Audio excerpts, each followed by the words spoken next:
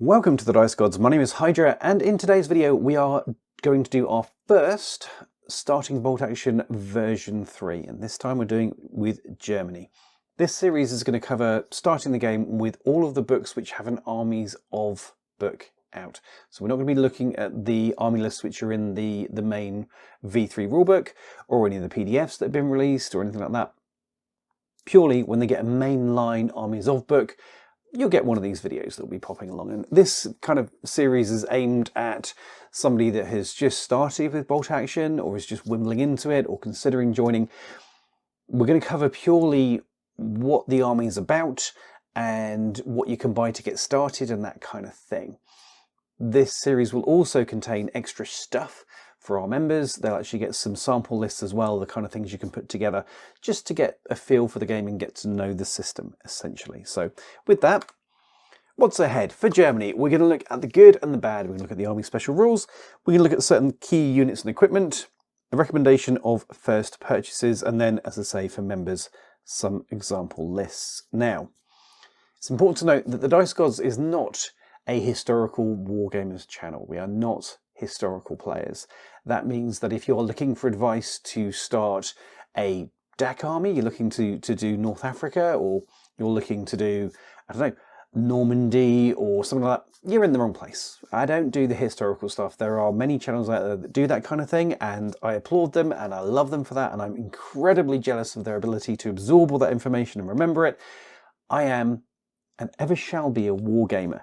This is a historical environment in which I play my games, not reenacting history. That's not my kind of thing. So if you are looking for that very crunchy, very chewy, historical kind of stuff, not me, sorry. I'm afraid not. Just not what we do here. I have no issue with that. I think, as I say, I'm amazed by people that can do that, and the details they bring is stunning. Not for me. I want to throw dice and play games and go boom, boom, boom with my tanks. And yeah, definitely a movie of the Second World War type wargamer, not a historical reenactor. So with that absolutely thoroughly underscored, let's dive into this. Pros and cons. What's not to love with the Germans in V3? Well, the good. The armies of book added so many toys. There are over 180 units, and that's not including the kind of sub ones where you do this and then you get that. These are over 180 mainline profiles in this book. That means there's many, many vehicles. You have a vast array of different stuff to take and put on the board, and you have the ability to take very, very veteran forces. You have very flexible units. You can load them out in a way that they can do many different jobs, focus them down on one specific type of thing, or just take a generalist squad to do lots of different stuff. We also have some very unpleasant options in assault. What I mean there is like the STG-44 assault rifle. Most armies have an SMG of some flavour. We have an assault rifle. Is that good? Yes, it's a longer ranged SMG, which is just not pleasant. I mean, it is if you're running it. It's just not. You get the idea. And we have a lot of output. There's a lot of shooting that the Germans can do. As we'll talk about in Army Special Rules in a minute, you get buffs so that every LMG and MMG that you have in the game, they're kind of your main support weapons you'll see most frequently, you get an extra shot. And over an entire list, that's going to add up. That's going to start making a difference because your LMGs and your MMGs are quite mobile, and in addition to that, they're quite cheap, so you're going to get quite a few of them. Getting an extra shot for each one really starts to add up and really start causing your enemy problems over the course of a game. So, yeah, that's what you're looking at here. What's the bad news with the Germans? And it's in the speech marks. They can be expensive, so you can end up, especially if you're up against things like the Soviets and the Japanese. I know it's not historically accurate, but you just roll with it. If you're up against the Soviets and the Japanese, you may find that they had more warm bodies on the board. You can put cheap units in, but there's so much cool stuff that's expensive, and it's kind of built around, in my opinion, the more sort of regular and veteran troopers than just spamming the green troopers. So yeah, it can be a bit expensive, so you can end up with that lower number of bodies on the board, and some key units aren't available in the mainline warlord range. I'm thinking about the drilling. We're going to talk about the drilling in a minute, but it's so damn useful, and it doesn't exist. There isn't a miniature. In fact, there's not really a miniature anywhere. You kind of need to get it 3D printed, and that can be, if you're a new player into the game and you hear about this thing called a drilling, and you're like, I want a drilling, you need to sort of work to get one.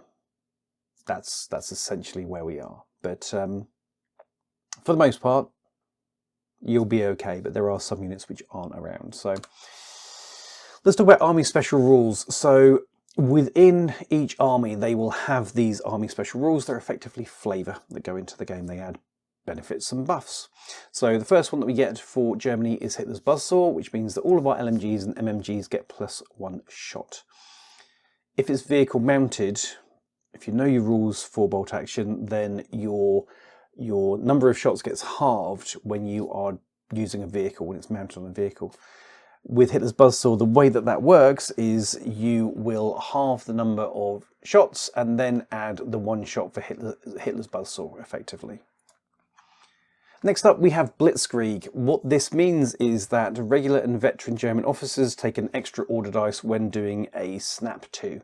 So this is just great. It just means that our officers are generally better at motivating the troops and getting things moving. So if you really need to get that kind of absolute brilliant strike off and you've got your guys gathered around your officer, he can take an extra one into that melee of death and destruction that is a snap 2. So absolute benefit, absolute buff. Initiative training. This has really been tidied up since the rulebook, and it is fantastic. Basically, when you lose a unit leader inside of bolt action, you get -1 morale. So doing anything involving your morale gets harder.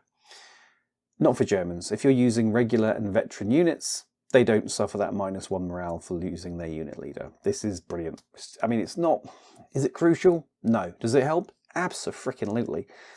And that's, that's great. It's a nice little buff that will keep you guys in the fight a little bit more, for a little bit longer, and will keep them doing what you want them to do a little bit more reliably, and this is always a good thing, let's be honest. Next up, we have Panzer Ace. Certain tanks can get this. Not all, but certain.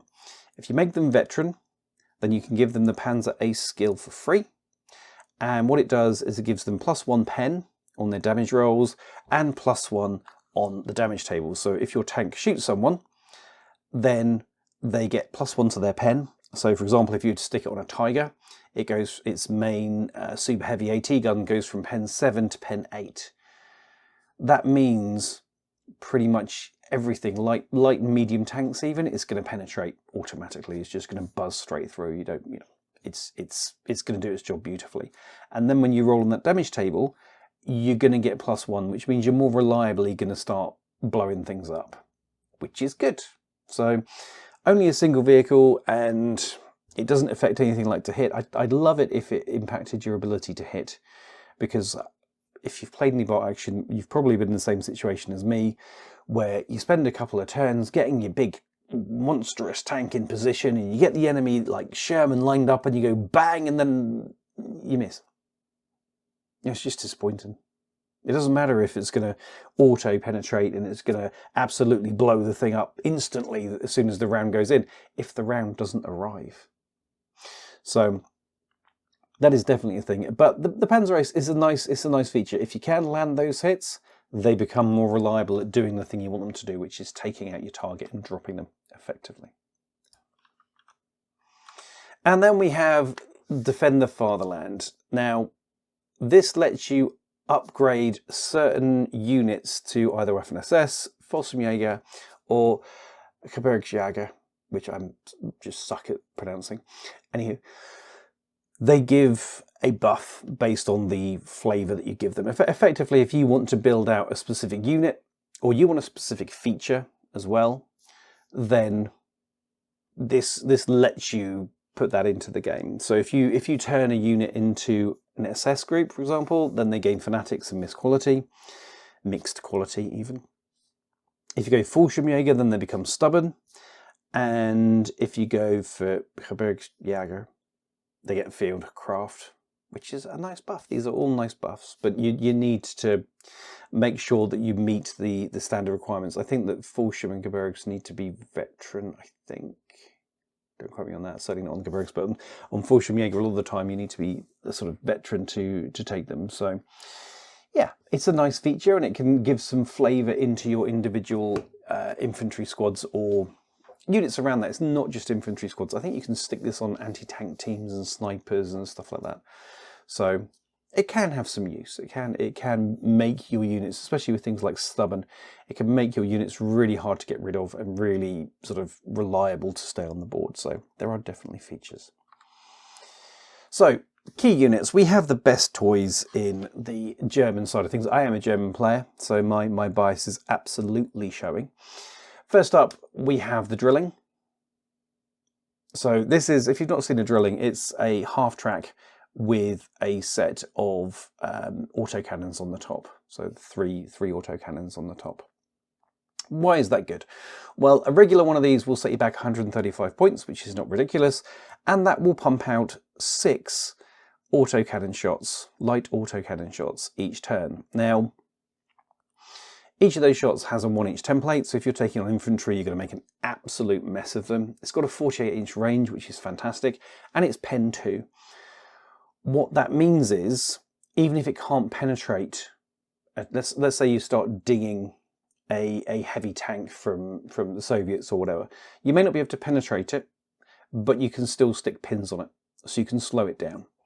But up against like even light tanks, half tracks, soft skin vehicles, stuff like that, this just obliterates them, and it would chew up infantry like it's going out of fashion. So it's got a lot of output. It's not a pleasant thing by any stretch of the imagination, but for 135 points for the regular, 162 if you want to go veteran, those 1-inch pie plates are useful, but 6 shots, you know, when you're rolling to hit, it is really, really useful. It's only armor 7+, so it can get dropped, but you know, it's going to take some work, and it's cheap enough that you can be aggressive with it. So there is that. What do we have next? We have the Puma. Now, a medium machine gun plus a medium AT gun with 8+ armor and recce. So you've got the recce skill on there. So if it isn't activated and somebody shoots you, you can just move. Or tries to assault you, you can just move, which is really, really nice. Yes, it takes your activation, but it does mean that you can stick these things out and be like, shoot me, I roll away. If you have somebody with a big tank and you want to protect your drillings, for example, having a Puma out front for them to shoot, it's a nice way of dealing with it. 155 points. Okay, it's not as cheap as a drilling, but it's still pretty good. Next key unit, Panzer Grenadier Squad. These are personal choices, okay? I know there's going to be people down in the comments going, well, actually, and correcting that this is the most efficient use of points over here. Don't care. Panzer Grenadier Squad, love them dearly. Why? Because we get to lob 2 LMGs on there into a single squad, which is really, really freaking useful, to be honest with you.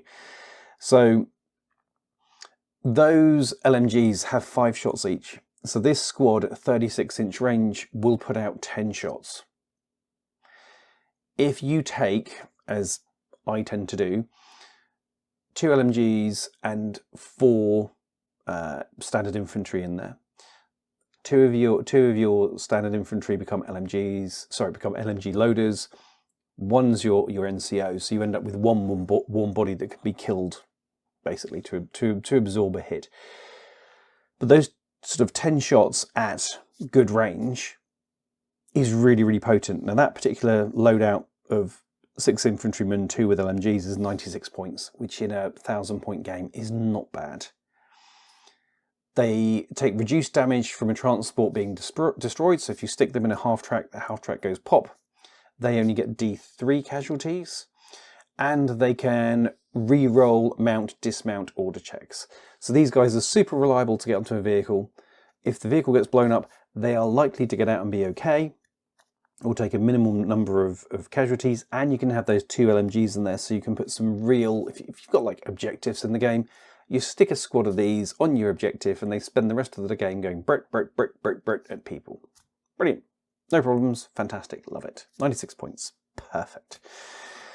Then we have the Fallschirmjäger Officer. Now this is the ability to whack the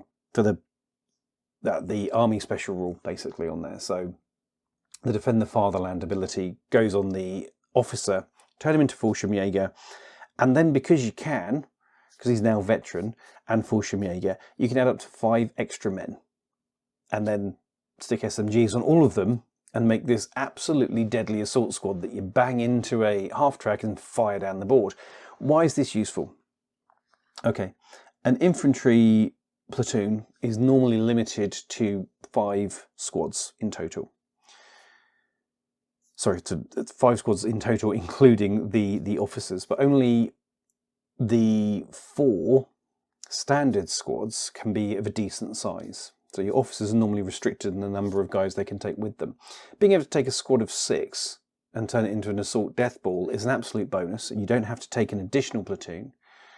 And yeah, you can just put some fantastic sort of output on them. The fact they're stubborn, the fact they're veteran, that particular squad will be very, very hard to deal with. It's also got your officer in there as well. So, you know, it's a very, very reliable assaulting unit that you can just launch down the board and go rat at people. Love it. Fantastic. Next up, we have the Panzer IIIG specifically. I normally wouldn't specify a specific variant, but the G is really useful because it has 8+ armour, 3 MMGs it can have in total, and a medium AT gun.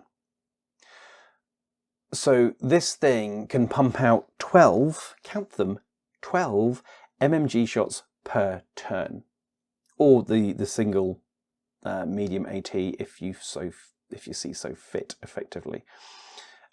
Points wise, in sort of a regular loadout for that, sorry, a regular experience level, you're looking at about 165 points, which is not bad for all of that ability and that output. It is pretty potent. Next up, we have the SDKFZ 251 Stimmel. Why do I stipulate 251? Because there's a 250, but that isn't quite as fun.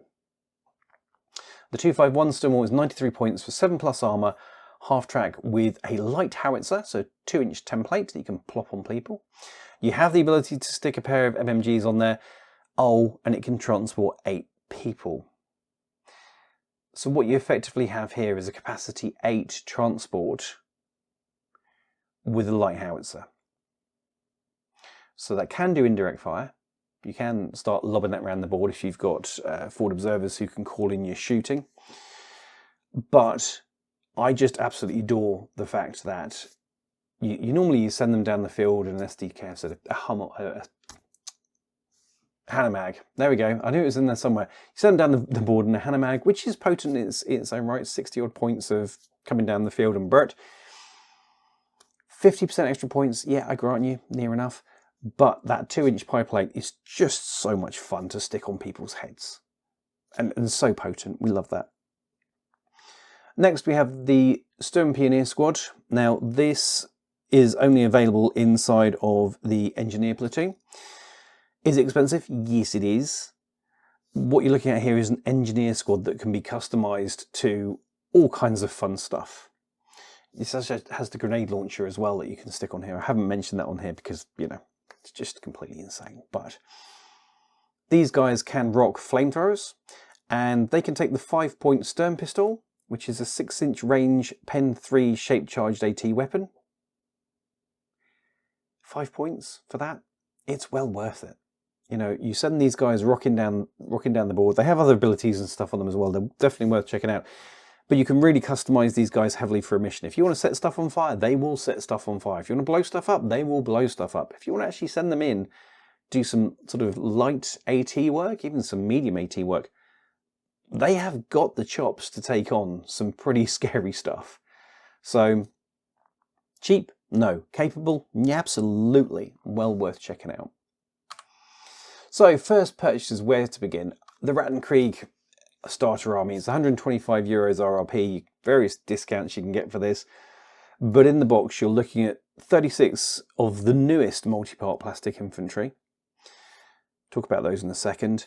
4 Resin HQ units, so I think you've got like a medic in there, you've got a forward observer so you can do the artillery stuff, you've got an NCO and you've got a commander for your whole army.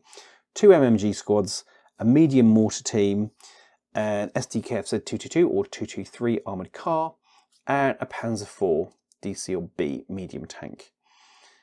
Now, there they are on the right. That's all the stuff you get in the box. This will form infantry platoon, heavy weapons platoon, and an armoured platoon. So you'll end up with 3 platoons. You have plenty of options to get order dice on the board with these guys. And the crazy thing is, those infantry, multi-part infantry, they can be made into platoon commander, heer infantry, Sturm Pioneers, Feldjäger, those guys, the police, basically, late war or early war police, anti-tank rifle teams, flamethrower teams, and medium machine gun teams. That kit will do a lot. You know, it says heer infantry, but you can also technically, I guess, use it for your Panzer Grenadier squads and stuff like that, Osttruppen, anything like that that you kind of want to put together. This box kind of has the stuff to do it.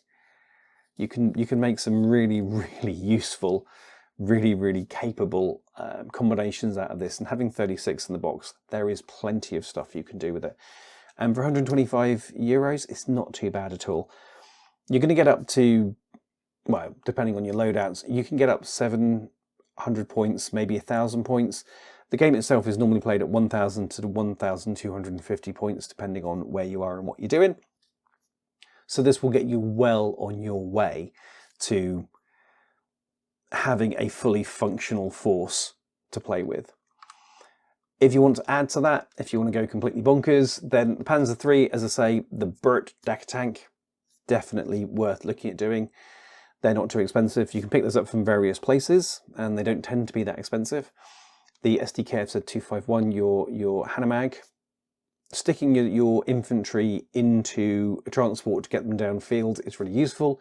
Some missions require you to get off the board quickly, so sticking everybody in a half track and driving the half track off the board, very useful. It's the Puma, as I say. It's just a not nice thing to put on the board, to be honest with you. Your enemy probably will not thank you for having it on the board in any way, shape or form. And it's got a lot of options of things you can do with it. Like I say, you know, it's good for tempting people to make bad choices, and it can actually do some work. It can put some output on the board as well. So, you know, it's worth taking. The Marder 3, I didn't talk about this in my recommended units because, you know, there's only so many that you can do, but Marder 3 is surprisingly capable and surprisingly cheap. So it's a open top 7+ anti-tank gun, basically. It's an anti-tank unit. It has a forward-facing heavy AT gun with Pen 6, 72-inch range and a 2-inch template, so it can make a hole in things quite happily.